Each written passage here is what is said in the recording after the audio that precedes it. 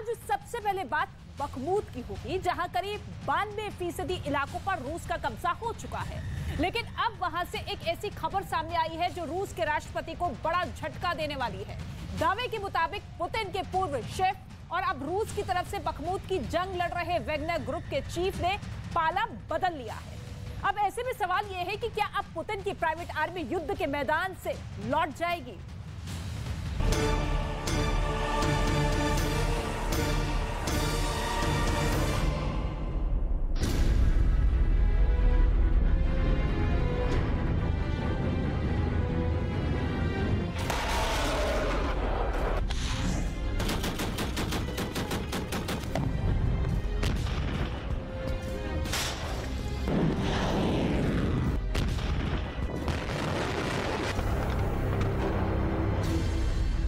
क्या Wagner group ने Vladimir Putin से बगावत कर दी है? क्या पुतिन की प्राइवेट आर्मी ने बखमूत में हाथ खड़े कर दिए हैं? क्या पुतिन के वफादार वैगनर चीफ से धोखा हुआ है?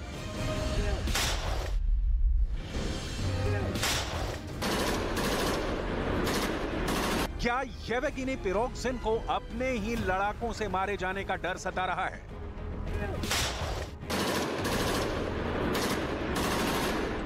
क्या बखमूत की लड़ाई में ईरान के गोले वैगनर तक नहीं पहुंच पा रहे हैं?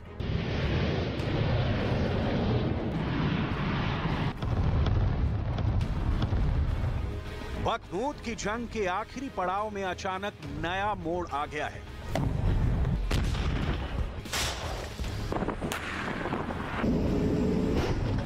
पूर्वी यूक्रेन के इस हिस्से में जारी कत्लेआम और खून खराबे के बीच बहुत बड़ी खबर आई है।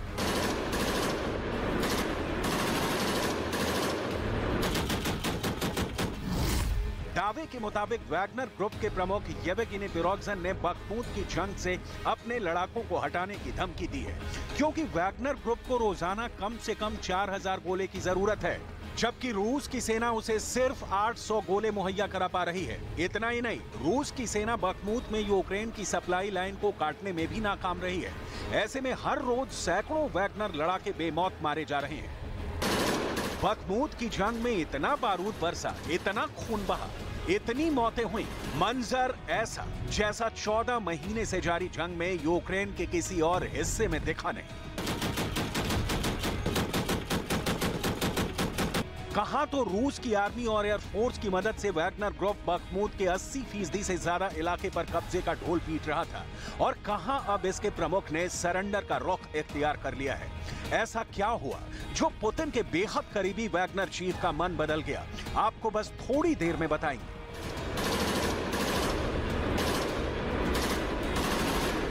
अभी यूक्रेन में जारी खूनी जंग के बीच रूस के मिलिट्री ब्लॉगर सेम्योन पेगोव को दिए इंटरव्यू में वैगनर चीफ ने जो कहा है उसे बहुत गौर से पढ़ने और समझने की जरूरत है। वैगनर चीफ के मुताबिक हर रोज बखमूत से हजारों लाशों को ताबूतों में भरकर रूस भेजा जा रहा है। इसकी वजह से वैगनर ग्रुप के पास गोले बारूद की भारी किल्लत हो गई है। येवगेनी प्रिगोजिन रूस के रक्षा मंत्री सर्गेई शोइगु से जल्द गोला बारूद भेजने की गुहार लगा चुके हैं, लेकिन जरूरत के मुताबिक उन्हें गोला बारूद नहीं मिल पा रहे हैं। ऐसे में अब उनके सामने वापस लौटने या फिर मरने का ही विकल्प बच गया है। वैगनर चीफ ने पुतिन का नाम लिए बगैर 2 टूक चेतावनी दी है कि अगर उनके लड़ाके बखमूत से लौट गए तो फिर रूस का अग्रिम मोर्चा पूरी तरह से ढह जाएगा।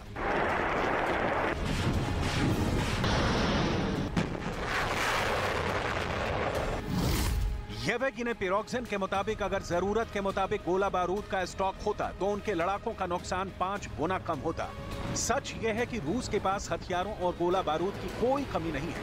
खुद नाटो कह चुका है कि पुतिन के पास अगले कई साल तक युद्ध के लिए हथियारों का बम्पर स्टॉक है।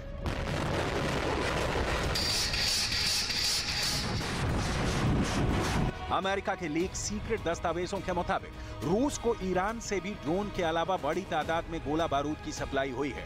दावे के मुताबिक ईरान ने रूस को 10 करोड़ गोलियां भेजी हैं। रूस को अपने इस दोस्त से तोप के लिए 3 लाख गोले मिल चुके हैं।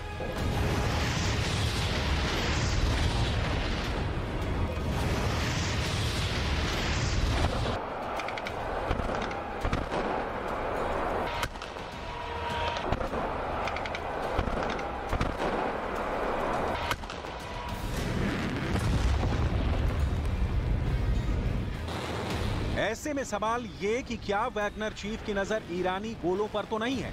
येवगेनी प्रिगोजिन पहले भी कह चुके हैं कि रूस की सेना उन्हें गोला बारूद देने में आनाकानी कर रही है और वो रूस की सेना के प्रमुख पर धोखे का इल्जाम भी लगा चुके हैं।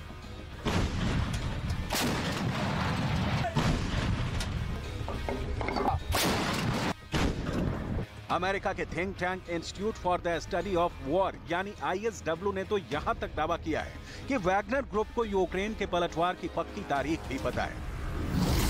दावे के मुताबिक वोलोदिमीर ज़ेलेंस्की की आर्मी 15 मई से पहले पलटवार शुरू कर देगी और वैगनर चीफ के मुताबिक रूस की सेना इससे मुकाबले की तैयारी की जल्दबाजी कतई नहीं दिखा रही है। ISW के मुताबिक वैगनर चीफ इसलिए भी डरे हुए हैं कि अगर यूक्रेन की आर्मी ने पलटवार किया तो बखमूत में सबसे ज्यादा नुकसान उन्हीं के लड़ाकों का होगा।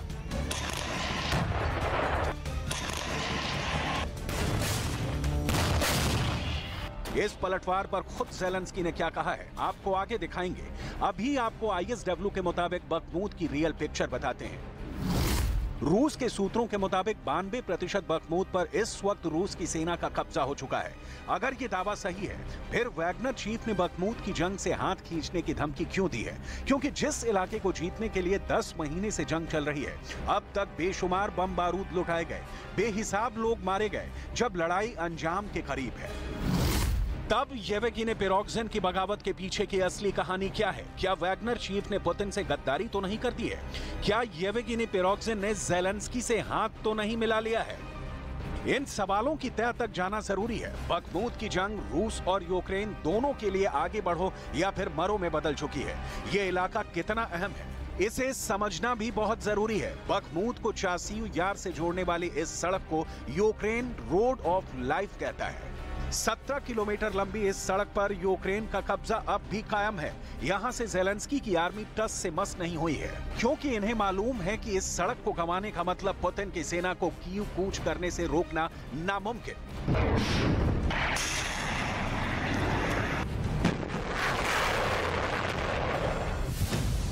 वैगनर चीफ ने जब बखमूत में रूस की सेना पर साथ नहीं देने का आरोप लगाया, तभी पुतिन के डिप्टी प्राइम मिनिस्टर ने बखमूत का दौरा करने का दावा किया है।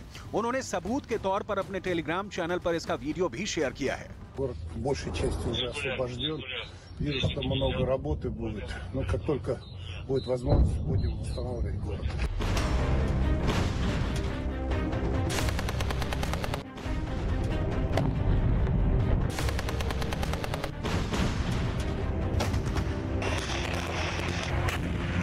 बखमूत का सच क्या है, इसे लेकर रूस और यूक्रेन के अपने अपने दावे हैं। इस बीच ज़ेलेंस्की ने एक बार फिर रूस को अब तक के सबसे बड़े पलटवार की चेतावनी दी है। Дуже сильно допомогло. Ну, ми розуміємо, що так затягувати ми не будемо, і тому ми будемо починати ще до того, як у нас з'явиться F-16 або що ще. Ну, заспокоювати Росію тим, що у нас ще нам потрібно кілька місяців, щоб навчатись на літаках, і тільки потім ми почнемо. Ні, так не буде. Ми почнемо і будемо йти вперед. Паралельно, я вважаю, що це. ज़ेलेंस्की ने अमेरिका से F-16 मिले बिना ही रूस पर पलटवार का ऐलान किया है। वैसे कहा तो ये भी जा रहा है कि यूक्रेन ने पुतिन पर पलटवार शुरू भी कर दिया है। इसका सबसे बड़ा सबूत क्राइमिया में सामने आया है।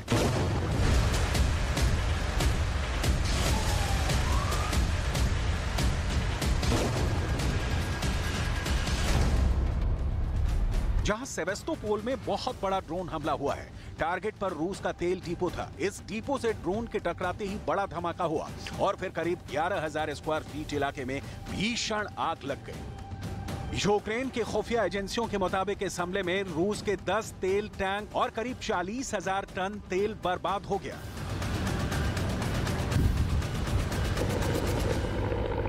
हमले के बाद रूस के अंदर ब्रांस्क इलाके में भी यूक्रेन के गोले गिरे। इसकी जद में आकर 2 लोग मारे गए। इस हमले पर मुहर खुद रूस की समाचार एजेंसी तास ने भी लगाई। एक तरफ ज़ेलेंस्की रूस को पलटवार की चेतावनी दे रहे हैं, तो दूसरी तरफ कभी क्राइमिया तो कभी रूस के अंदर हमले भी हो रहे हैं। इस बीच खबर है कि बखमूत के करीब भी यूक्रेन की सेना बड़े मिशन की तैयारी में जुटी है।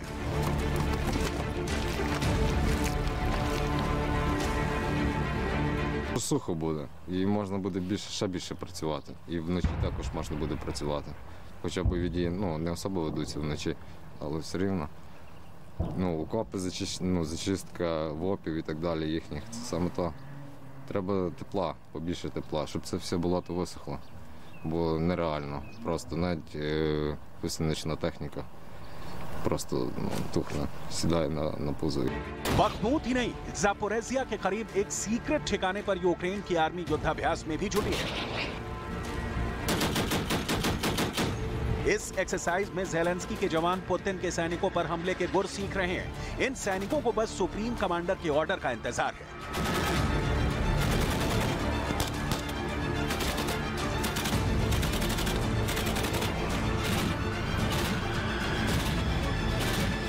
Підготовка, вона йде, люди готові до дій, вони хочуть це,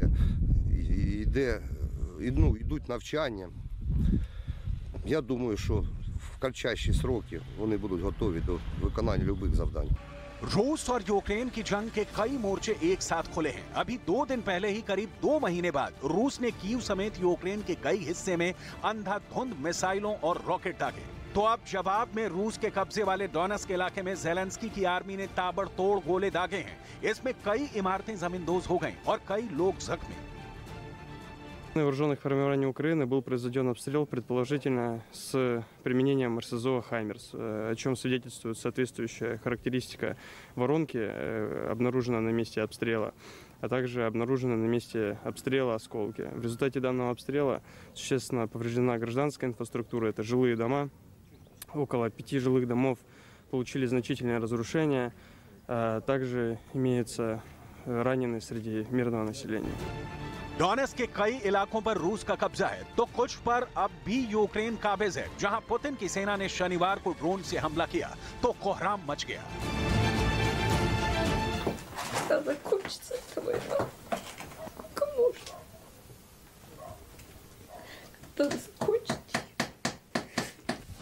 पुतिन ने 2014 में ही क्राइमिया को यूक्रेन से छीन लिया था।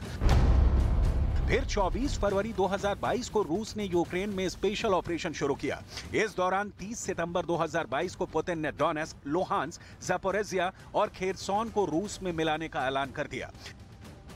हाल ही में पुतिन ने खुद खेरसोन और लुहांस्क का दौरा भी किया था। अब उन्होंने इस दौरे का मकसद भी बता दिया है। पुतिन ने साफ कर दिया है कि इन चारों इलाकों को रूस का अटूट हिस्सा बनने से कोई ताकत उन्हें अब रोक नहीं सकती है।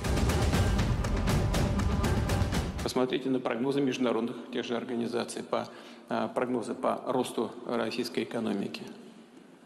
Так, все более-менее стабильно у нас. Даже те, кто не хотели бы показывать эти перспективы, вынуждены это показать. И посмотрите на тех, кто создает нам проблемы. Они, судя по всему, создают их сами себе. मई का महीना रूस और यूक्रेन दोनों के लिए बेहद अहम है, क्योंकि अगले 30 दिनों में आर पार की जंग छिड़ने का खतरा मंडरा रहा है।